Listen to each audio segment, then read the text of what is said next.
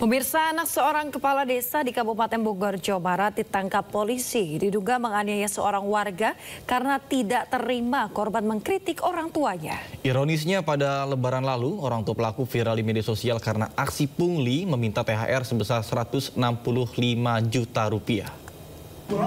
Iya, tuh samukul. Udah di bawah ngobrol. Ya udah tuh samukul. Ya udah tuh samukul tuh. Apaan?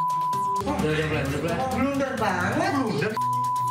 Viral di media sosial seorang pemuda anak dari kepala desa Kelapa Nunggal di Kabupaten Bogor, Jawa Barat menganiaya seorang warga.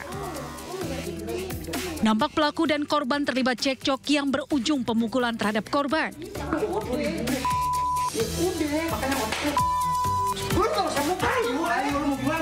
Korban yang mengalami luka memar pada bagian kepala akibat pukulan pelaku langsung melakukan visum dan melaporkan kasus dugaan penganiayaan ke kantor Polsek Kelapa Nunggal. Diduga penganiayaan terjadi karena pelaku tak terima korban mengkritik orang tuanya yang merupakan seorang kepala desa di media sosial. Pelaku pun langsung menghampiri rumah korban dan menganiayanya. Lapor mengkritik soal sebenarnya bagaimana penggunaan dana di desa yang ditempati oleh pelapor sendiri. Karena ketidaksukaan itu 2 hari yang lalu, tepatnya di malam hari sekitar jam 10, istri datang ke rumahnya pelapor gitu kan, atau korban dalam hal ini.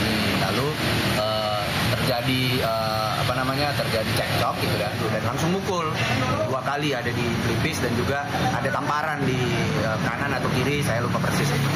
Pihak Polsek Kelapa Nunggal telah menerima laporan pelapor berinisial M dan perkaranya sampai saat ini masih kita dalami. Sebelumnya viral di media sosial kepala desa Kelapa Nunggal Kabupaten Bogor, Jawa Barat yang merupakan ayah dari pelaku meminta THR kepada seorang pengusaha. Dalam surat tersebut terdapat nominal beserta keterangan kepala desa untuk meminta THR. Kepala desa meminta 165 juta rupiah. Dari Kabupaten Bogor, Jawa Barat, Cahyat Supriyatna, Ayus melaporkan. Hati-hati memasang tabung gas pemirsa, akibat api menyambar saat mengganti selang tabung gas 3 kg. Sebuah warung mie ayam di Jalan Dahlia, Cengkareng, Jakarta Barat ludes terbakar. Meski berhasil selamatkan diri, pemilik warung dan mie ayam dan pembantu mengalami luka bakar.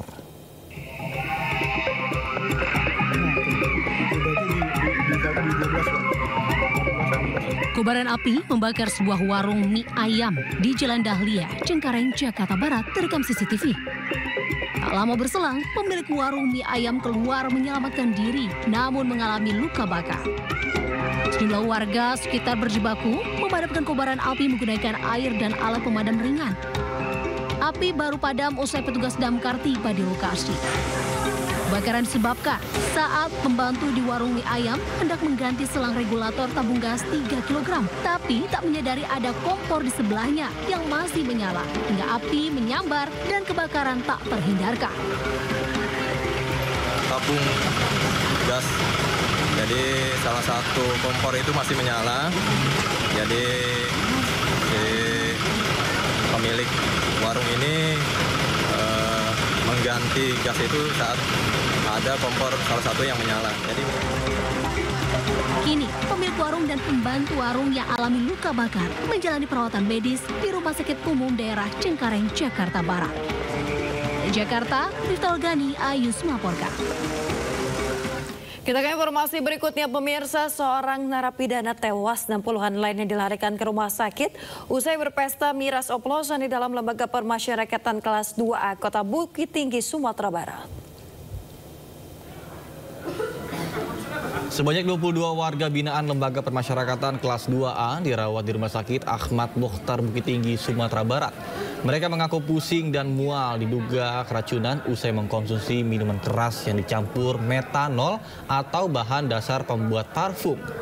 Para napi diketahui berpesta miras oplosan di Aula Lapas saat merayakan acara puncak peringatan Hari Bakti Permasyarakatan ke-61. 1 orang atas nama Ilham dilaporkan meninggal dunia, 2 orang kritis dirawat di ICU, dan 11 lainnya berstatus kuning atau berpotensi besar memburuk. Informasi kan dari kepastian di biaronya. Kalau yang di sini masih bisa kita tangani semua, kecuali yang kritis-kritis itu ya. Kalau yang meninggal saya dapat informasi katanya ada 1 di RSUD, tapi saya tidak tanya itu. Pemirsa, Polda Jawa Tengah mengungkap kasus kekerasan seksual berbasis online dengan korban hingga 31 anak di bawah umur. Diketahui tersangka merupakan pemuda asal Jepara, Jawa Tengah.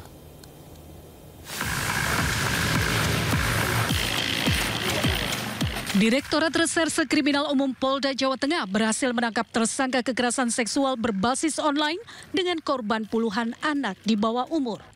Tersangka berinisial S berusia 21 tahun warga Jepara, Jawa Tengah ini dijuluki predator seks lantaran telah melakukan kekerasan seksual dengan korban mencapai 31 anak dengan rentan usia dari 12 hingga 17 tahun. Jumlah tersebut diperoleh dokumen video yang didapat dari ponsel tersangka. Korban sendiri berasal dari daerah Jepara, selebihnya dari Jawa Timur, Semarang, dan Lampung.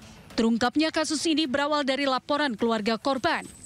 Petugas kepolisian langsung melakukan olah TKP di rumah tersangka dan mengungkapkan jumlah korban masih bisa bertambah karena dari keterangan tersangka ada dokumen video yang telah dihapus. Bagaimana pelaku ini melakukan kegiatan ini yang sudah kami perdalam ya, tetapi yang pasti bahwa dengan penggunaan media sosial dia telah merayu korban-korban anak di bawah umur ini, kemudian diminta untuk buka baju dan buka segalanya, jika tidak mau maka akan disebarkan. Polda Jawa Tengah masih terus mendalami guna mengungkap motif tersangka. Dan tersangka sendiri terjerat hukuman selama 12 tahun penjara. Dari Jepara, Jawa Tengah, Alip Sutarto, iNews melaporkan.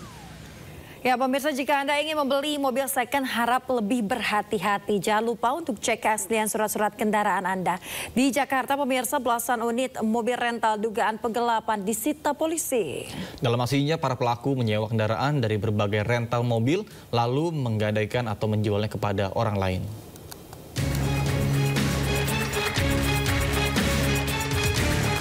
13 unit mobil diamankan aparat Polsek Kebonjeruk, Jakarta Barat terkait dugaan kasus penggelapan kendaraan. Kasus ini terungkap setelah para korbannya membuat laporan ke Satreskrim Polres Jakarta Barat. Korban baru menyadari menjadi korban penggelapan saat mobil yang disewakan kepada tersangka tak kunjung kembali. Dalam aksinya, para pelaku menyewa kendaraan dari berbagai rental mobil, lalu menggadaikan atau menjualnya kepada orang lain tanpa seizin pemilik. 8 Maret, korban menghubungi tersangka, menanyakan kendaraannya dan menyampaikan bahwa waktu sewanya sudah habis dan seharusnya dikembalikan kendaraannya. Namun tersangka HB belum mengembalikan dan dicoba dihubungi tidak bisa dihubungi. Kendaraan yang berhasil diamankan petugas dari tangan pelaku langsung dikembalikan kepada pemiliknya. Bapak Kapolsek beserta jajarannya yang telah menemukan mobil dari hasil laporan kita dan jujur sangat cepat sekali untuk proses penangkapannya. Jadi saya terima kasih untuk 5 tersangka dijerat pasal tentang penggelapan dengan ancaman hukuman 4 tahun penjara. Dari Jakarta, Miftahul Ghani, iNews melaporkan. Pemirsa, kita ke informasi berikutnya. Puncak peringatan Hari Buruh di Jakarta yang dipusatkan di lapangan Monas, Jakarta Pusat. Pasukan keamanan bahkan unsur buruh mengikuti apel yang digelar pada pagi ini. Sejak pagi tadi, pasukan pengamanan dari unsur polisian dan TNI serta buruh mengikuti apel di lapangan Silang Monas, Jakarta. Sebanyak 13.000 lebih personil gabungan TNI Polri dikerahkan untuk mengawal jalannya peringatan Hari Buruh. Kegiatan May Day 2025 rencananya akan terbagi dalam 2 kegiatan, yakni pesta rakyat dan penyampaian aspirasi. Presiden Prabowo Subianto juga rencananya akan hadir dalam peringatan Hari Buruh di Monas.